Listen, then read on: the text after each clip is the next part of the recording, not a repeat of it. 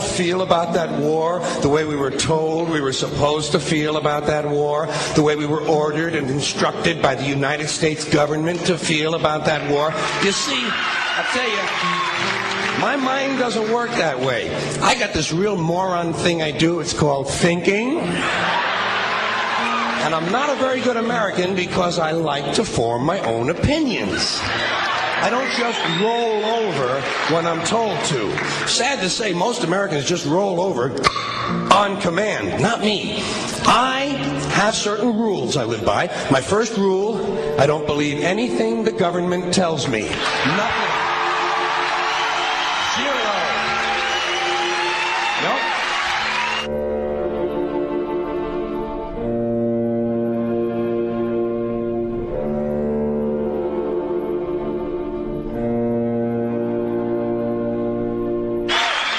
And I don't take very seriously the media or the press in this country, who in the case of the Persian Gulf War were nothing more than unpaid employees of the Department of Defense, and who most of the time function as kind of an unofficial public relations agency for the United States government.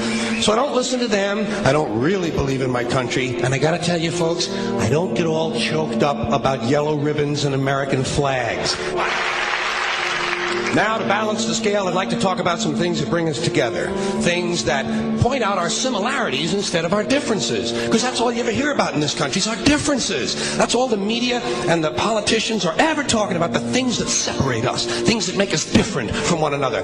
That's the way the ruling class operates in any society. They try to divide the rest of the people. They keep the lower and the middle classes fighting with each other so that they, the rich, can run off with all the fucking money. Fairly simple thing, happens to work.